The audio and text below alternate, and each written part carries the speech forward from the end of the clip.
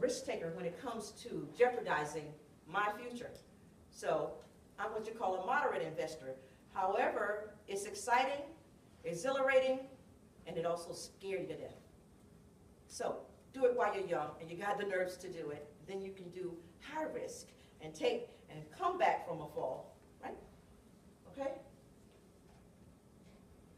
Everybody here, I'd like to offer you a gift. I'd like to make an investment in you. Take one of these out and pass it when it gets to the back. Be honest to give it to whoever. Everybody take one. And as you're getting those, you're saying, she's giving me a penny. Oh, Lord, they don't even use those anymore.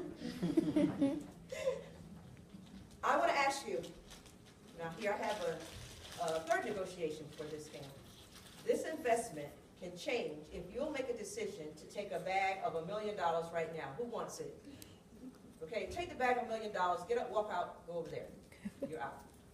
Okay, you can stay there. We'll just consider they're out. Y'all see them now. Don't let them be dishonest. Raise your hand again because you're taking the $1 million in a bag. Okay, here's your bag. Okay, those of you that are left and have the penny, I would like to show you the advantage of this and your thinking. I'm going to teach you the art of compounding, and I've given you this penny. And if you carry it for 5 years, and while you always remember this day and say, oh, I remember when Miss Gibson told me about this compounding, and it's very important. You take that penny in your pocket, and you got 10 days, and you're doubling. Your 1 times 1 is 2, 2, 4, 8, 16, 32, 10 days. But when you get about to 21 days, you got $10,000. You can change these days to years. If you would challenge yourself to double that penny every year, how you do that? Your savings from your job. Put an account to the side. Don't touch it for no reason, because in 30 years, which is the same rate of your retirement, you'll have $5 million. That could still be good when y'all get older. I don't know. Maybe deflation will hit you so bad. I hope not. But you'll have $5 million. You can do something with that, right? So challenge yourself today. Take this penny and let it be like that little icon inside of your wallet that you keep, and remember that someone cared enough to tell me this information because nobody told me and I wanted you to know, so you have an investment from me today. And I want to hear from you later and see what some of you do with it. I'm going to give you my email and you can correspond with me. All right. To do this is not to be taken lightly. You just Joe Blow off the street. Maybe you don't have the right ideals. I'm going to tell you what it takes. I'm going to help you to do your mind. Here goes. You have to have mental toughness. You got to be strong about this. And you're going to make a plan. And you're going to say every day, heretofore, when my income comes in, I'm going to watch my money. I'm not going to trust anyone else to it. Let's say you can't start a job right away. You haven't really thought of that idea, but you're going to do it because you got it already planted. I planted that seed. Any one of you that doesn't do it, be guilty, guilty, guilty. Ah, you're going to see my face kind of like a little mirage. Because you know what the truth is. However, you can be rich if you don't do that. And then you can also juggle the system in a different way. I would leave it to that. I have great hopes for you young people for the future. But train your mind to have the positive thinking about money. Have no tolerance for poverty, just like you have no tolerance for drinking and no tolerance for smoking and no tolerance for anything that you know that's going to harm you, not hurt you. And then learn everything you can about money. If I give you the outline, it's nothing but a skeleton if you don't put some meat on it. And you have to go and you have to seek the knowledge. And there are going to be opportunities. And Kwame will share that with you later that you might be able to get a part of a grant that will allow you to go to an institute for 6 months so that you can fully learn. But remember, you promised that you were going to be a humanitarian just like I, and you're going to share it. And if you don't, your wealth will not make you happy. Others do. Because we are human beings. We are being what we're supposed to be. And money is not necessarily all that's going to make you happy. So realize that your decision, wherever you right now, if you heard this, and you in fact didn't ever realize it, and nobody ever told you, the decisions that you've made to now have gotten you into your own circumstances. So find opportunities to multiply them and seize them. People who have success, smile. Everybody, you have success thinking now, I want to see your smile when you know that you have $1 million in 10 years, or $5 million, or $10 million. I want to see you smile. Okay? I'm so glad. So, Everybody, buckle up. We're getting ready for our landing. 65 degrees in Charlotte, and it's overcast on this great evening. I hope that all your eyes have been changed and your opinions about money have been changed. And I'd like to ask if there are any questions of anyone here, because if you'd like to know more about the 5 steps, speak to me or Kwame. Make sure that we have your email so we can send you communications and that you can interview for an opportunity. Questions? Anyone? Question? I just want to talk to you after. That's fine. Okay. What was one of your biggest challenges when it came to keeping up with your money, or a challenge with money? My greatest challenge was wanting too many things and not realizing that they didn't fit an equation. Remember, I was without this knowledge, and I'd say most recently, looking back, it was spending money in places that didn't really have any redeeming, lasting value. Clothes, hair, nails. You know, you could be neat and clean and do. But if I had known, now I've tried multiple businesses. When I was a child, I tried selling mud cakes, and I even know people that still owe me for their mud cake because I never forgot. But and you know what they told me? They said, "Oh, if I owe you, you'll never be broke." Just as broke. You heard that too? Yeah. They didn't try to play that trick on us, right?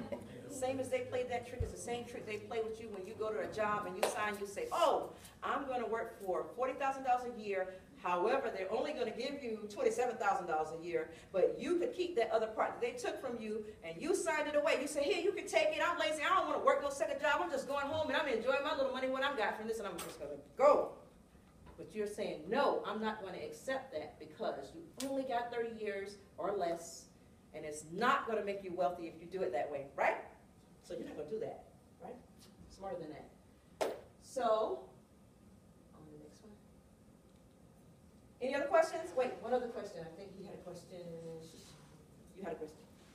Thank you. At what age did someone speak to you the way you're speaking to her? I always knew about business, but I think the conglomerate of my knowledge came when I was about 50 years old. And that's unfortunate because I'd already lost my 30. So that's why I came today, because I don't want that to happen, and you guys have got to save not only yourselves, but our communities. Because if you don't have money, you can't speak, you don't have power, and you can't do a lot of things. But if you manifest the knowledge of power, you have to share it so that others can. And the funny thing about it is when you do share it, yours gets bigger. Don't worry about you're not going to have, and you'll be like, "I'm not giving to nobody."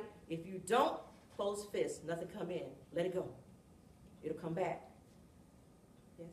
So you would recommend, if we do take jobs in corporate America, to have maybe like a 2-pronged approach where we work and then also have business on the side? Yes, I would definitely recommend it. Smarter than that. If you can get your employer to agree to let you to be an entity for his job. Say you're an engineer working for an engineer firm, but you're still doing the same thing. It's just jargon. See, they're tricking us with the words, the verbiage.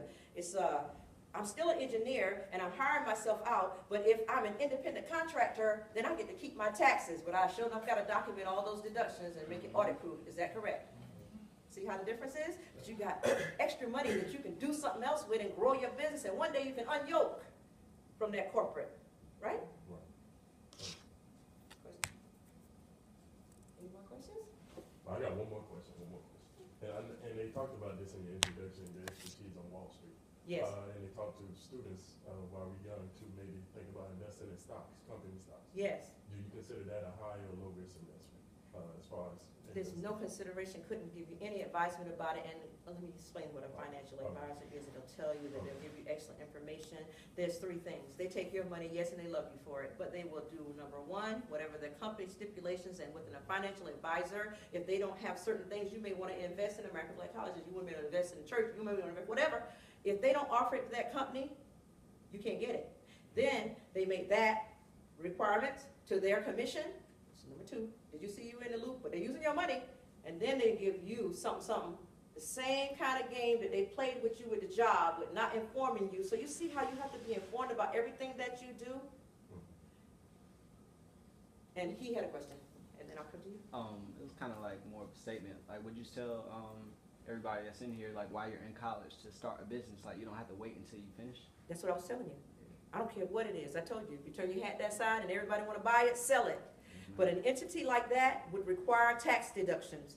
And so you would want to make sure that you have your tax entity straight. So that's a simple matter, and it doesn't cost that much. You can go to a tax person and make them a friend and find out, how could I do this? And you can start reading about starting a business. And then you may take some time, a year of gaining knowledge, and then you do it. And then when you graduate, junior to senior year, then you start your business. Or you can set your plan right now for you're going to get a job. When you get that job, you're going to be looking for that extra business. You'll always find a need. I found a need just sitting here looking at you young people today. You'll find it. Needs will be starting coming at you. I'm an artist. So you'll see needs coming all the time. Figure out that need, test it to see if people will buy it. How do you test it? Blog it. Talk to people about it. Ask somebody to buy it from you. Simple. That doesn't cost you anything, right? You can do that. So try that. Try experimenting with your ideas, but find it. And then there's something magic. I can't foster this to anybody, but I would just say, could you go to YouTube? I can't even tell you to do this, but there's something that's invisible that exists all around you. Some people have declarations of a name, but it's inevitable. It means I cannot put a word to it, but it's very powerful. So you make your decisions what you want to call it and what you're going to do with it in your life. But find some paradigm, a guiding force for you to be able to go through adversity. Did you have it when you came to college? Some people said, oh, I might not succeed. But what did you say? Oh, but I'm going to try really hard. Commit to that the same with your money, and it will give you the same yield as acquiring your college degree. It's called effort exchange in the universe. That's how it works. So you make sure that you're doing your duty to yourself. Don't expect everybody else to love you. You love yourself, right? Okay, put in Dr. Paula Newsom. DR. And this will be the last thing, and I won't hold you anymore. NEW. S-O-M. Okay.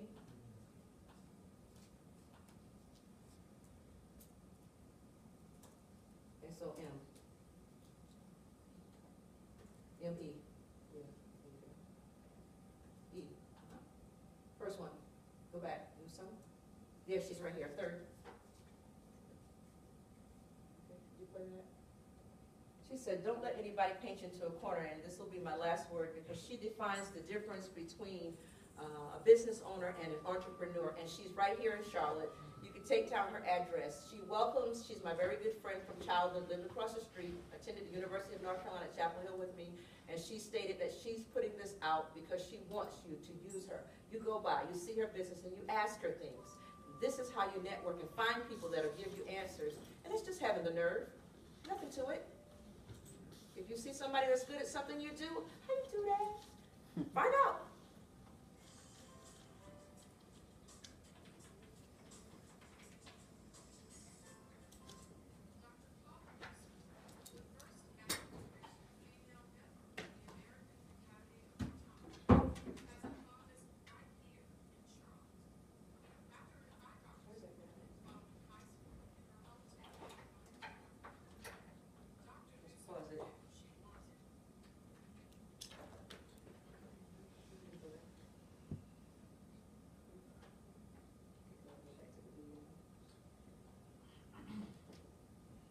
So on mute.